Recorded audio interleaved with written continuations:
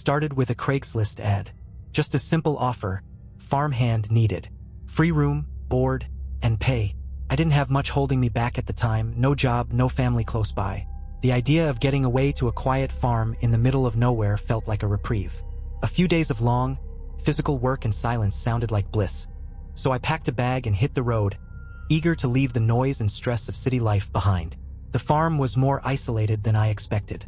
When I arrived, the old, worn sign out front was almost illegible, and the gravel path to the farmhouse was so narrow that I had to drive carefully, afraid my car might sink into one of the deep ruts. The place was sprawling but overgrown. Tall weeds and tangles of thorny bushes sprawled over the fence lines and covered some of the machinery parked on the property. As I got closer to the house, I spotted the owner, a weathered man with a hard face, dressed in worn-out denim and leather boots. His face was serious, his eyes unblinking, like he'd been standing out there waiting for me to arrive. He didn't smile or greet me with a handshake. Instead, he just motioned for me to follow him inside. The farmhouse was old. It had that smell of mildew mixed with old wood and something sharper, maybe mold hidden somewhere under the floorboards. "I keep to myself," he said, his voice gravelly and low. "You'll be working the fields, tending to the animals. No questions asked."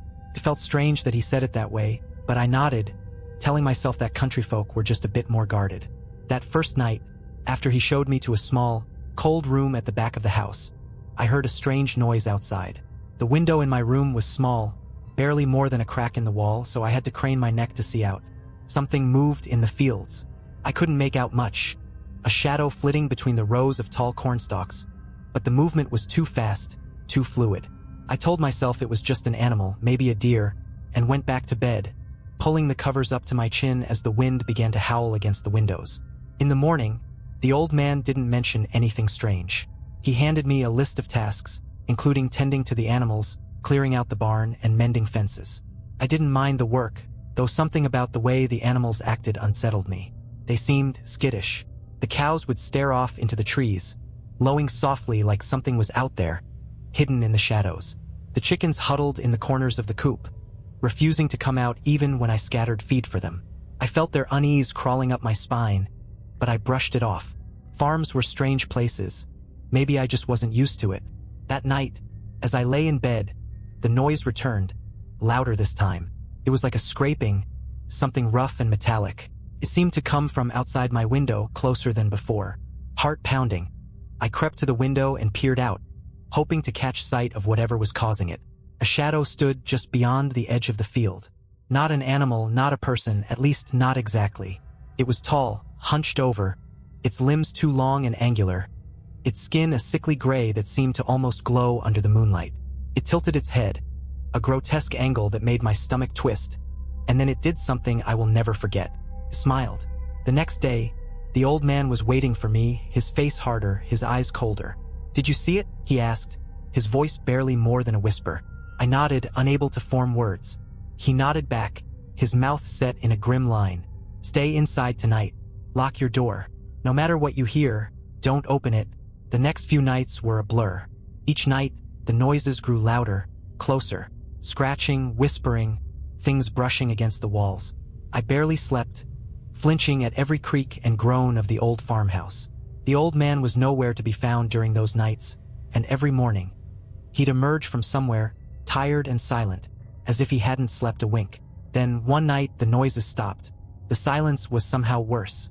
I lay in bed, straining to hear anything, but the quiet was suffocating. Just when I thought I could finally sleep, I heard a knock at my door. 3 slow, heavy knocks. "Please," a voice whispered, rough and strained, as if it had been calling out for hours. "Please, help me." I didn't move, couldn't. The voice was familiar, but wrong, twisted. "Open the door, please." The voice grew desperate, frantic, but I knew better. It wasn't him. It was something else. Something that had learned to mimic human sounds. The next morning, I packed my things and left without a word. As I drove away, I caught a glimpse of the field, and I could have sworn I saw it standing there, that tall, gray figure watching me with its too wide smile. I never looked back. The drive back to town was tense. I kept glancing in the rearview mirror, half expecting to see that twisted, gray figure trailing behind, darting through the fields. I was exhausted, But something in me told me not to stop, not until I was far, far away from that farm. It wasn't until I hit the first stretch of paved road that I dared to slow down. But even then, the feeling of being watched clung to me like a shadow. I tried to shake it off, telling myself that I was safe now, back in familiar territory. But deep down, I knew better. I spent the next few nights barely sleeping, haunted by nightmares of the creature. Every time I closed my eyes, I'd see that thing looming outside my window, its crooked head tilting to an impossible angle, that sick smile stretching wider and wider. But the nightmares were nothing compared to what happened next. About a week after leaving the farm, I was back at home, trying to settle into my old routine, when I received a letter. It was unmarked, no return address, just my name scrawled on the front in shaky handwriting. I hesitated before opening it, feeling a chill run down my spine. Inside was a single photograph. It was of the farmhouse taken at night. The angle was strange, as if the camera had been placed low to the ground, looking up at the windows. I recognized the room instantly. It was my room. And there, in the window, barely visible against the dark, was a figure. It was me, standing by the window, staring out into the night. There was no note, no explanation, but I didn't need one. I knew what it meant. Someone or something had been watching me that night, and not just once. The next day, another letter arrived. This time, it was a grainy, black and white image of the field outside my window. But it wasn't empty. In the middle of the field stood that same hunched, gray figure, its eyes trained on the farmhouse. It was like it knew exactly where I was, watching, waiting. I could almost feel it, that horrible gaze piercing through the paper, drilling right into me. I threw the photo down, my hands shaking as I backed away, barely able to catch my breath. I wanted to believe it was some sick joke, that someone was messing with me, but deep down, I knew better. The way that thing had looked at me in the picture was too real, too focused. And the fact that it had followed me all the way here was terrifying. I tried to brush it off, telling myself it was just my imagination, just a trick of the light in those old, grainy photos. But that night, as I lay in bed, every creak, every shift of the house felt amplified, like something was inching closer. I was dozing off when I heard it again, a soft, rhythmic scraping sound coming from somewhere outside. My heart stopped. I stayed perfectly still, straining to listen, trying to convince myself it was just the wind. But then it came again, louder this time, like something was dragging across the outside wall of my house. Summoning whatever courage I had left, I crept to the window and peeked through the blinds. My backyard was dimly lit by the moon, casting shadows across the fence and the overgrown bushes. First, everything seemed still. Then I saw it. A figure stood at the edge of my yard, just beyond the reach of the streetlight. It was tall, hunched over, its body casting a long, jagged shadow across the ground. I watched, frozen, as it turned its head slowly, painfully, and looked directly at me. Even in the dim light, I could make out its too wide smile, the hollow black pits where its eyes should have been. I backed away from the window, my stomach twisting in fear. My mind raced. I had left that place, escaped from whatever haunted that farm, so why was it here? What did it want? The scraping sound grew louder, echoing around the house. Then came the knocking, soft at first, tapping along the walls, as if it were feeling its way around the outside. It started near the back door, then moved slowly along the windows to the other side of the house. And then it stopped. The silence was deafening. I didn't dare move, didn't even breathe, until I heard it again. This time, it was coming from inside. The blood drained from my face as I listened to the sound's slow, dragging footsteps across the wooden floor. It was subtle, almost like it was trying not to be heard, but every creak of the boards felt like thunder in the quiet darkness of the house. My mind raced as I pressed myself against the wall, barely daring to breathe. How had it gotten in? I'd locked every door, every window, or so I'd thought. The footsteps grew closer, moving through the hallway, inching toward my bedroom door.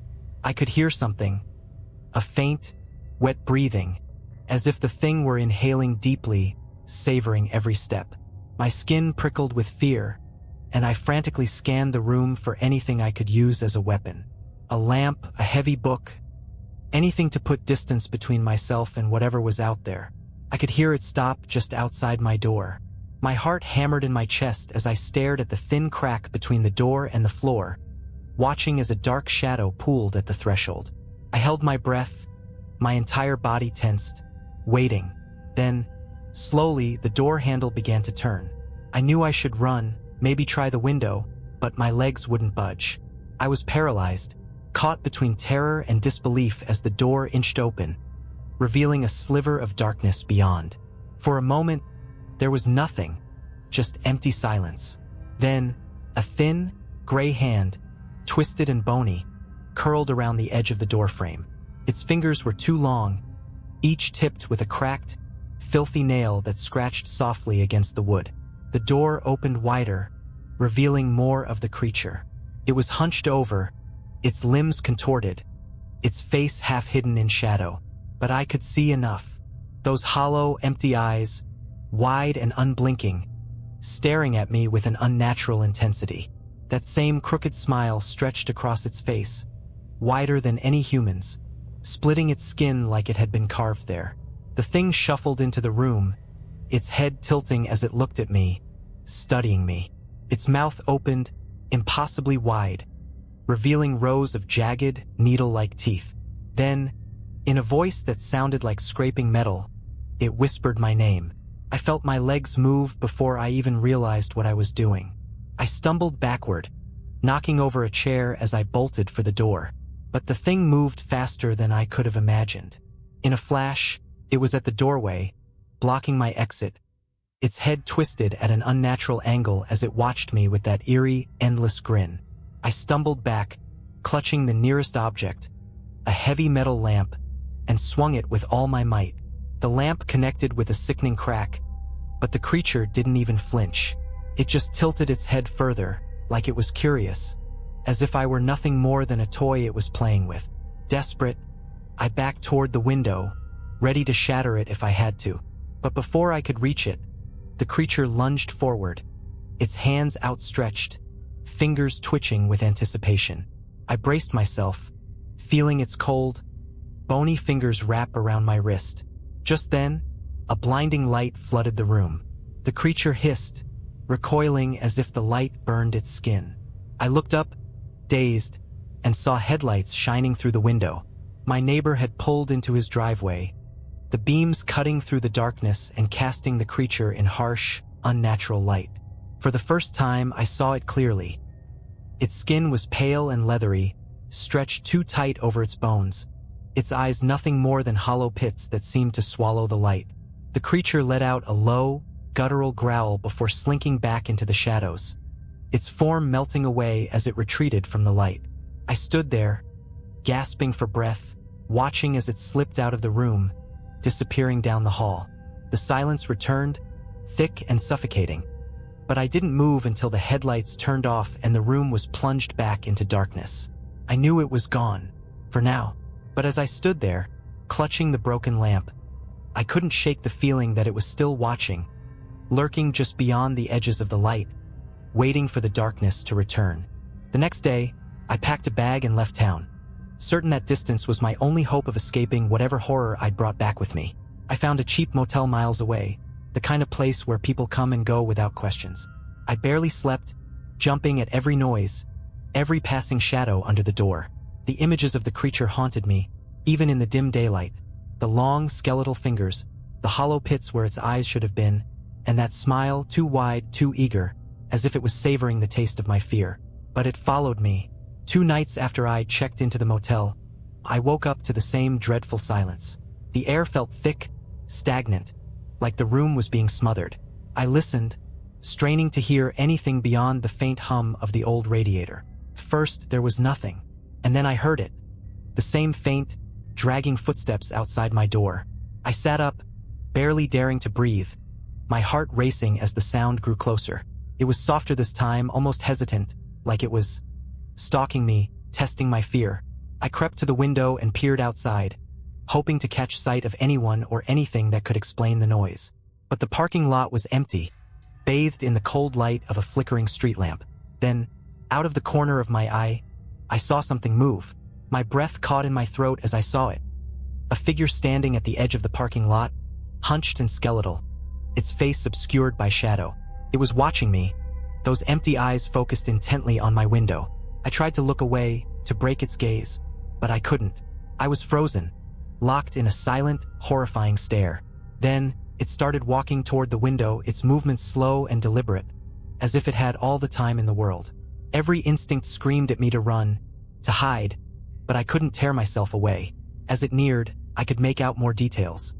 Its skin was stretched thin over its bones, its mouth twisted into that unnatural smile, wide and empty. I staggered back, my body finally breaking free of the paralysis, and turned to bolt for the bathroom, hoping I could barricade myself inside. But as I moved, I heard a soft, whispering voice echoing through the room. My name, drawn out in a long, rasping hiss. It sounded like the voice was coming from inside the walls, seeping out from every crack, every shadow. Panicking, I locked myself in the bathroom and huddled in the corner, my back pressed against the cold tiles. The voice grew louder, filling the tiny space, taunting me, mocking me, as if it knew there was nowhere left to run. I closed my eyes, covering my ears, willing it to stop, praying that it would just go away. Hours must have passed. I lost track of time in that dark, silent bathroom, clutching a towel rod like it was the only thing keeping me tethered to reality. Eventually, the voice faded, the air in the room feeling less oppressive. When I finally dared to open the door, the motel room was empty. But there, on the bed, was something I'll never forget. A single photograph laid neatly on the pillow. It was of me, huddled in the bathroom corner, eyes wide with terror. The creature's shadow stretched across the room, looming over me, and written on the back, in the same shaky handwriting from the first letter, were the words, "You can't hide forever." That was when I realized that no matter where I went, no matter how far I ran, it would always find me. I left the motel the moment the sun came up, not even caring that I'd left half my things behind. I couldn't shake the feeling that this thing was always watching, always one step behind, waiting for the next time I'd be alone in the dark. Over the next few days, I did everything I could to stay around people, to keep myself moving. I'd sleep in crowded bus stations, sit in 24-hour diners, or drive aimlessly, making sure to stay in brightly lit places. But exhaustion caught up with me. No matter how many coffees I downed, how many times I splashed water on my face, my body was breaking down.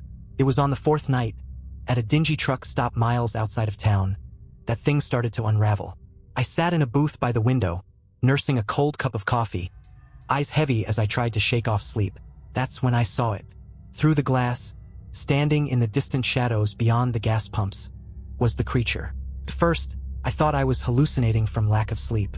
I rubbed my eyes, blinked hard, trying to clear my vision, but it was still there, just standing perfectly still, watching me.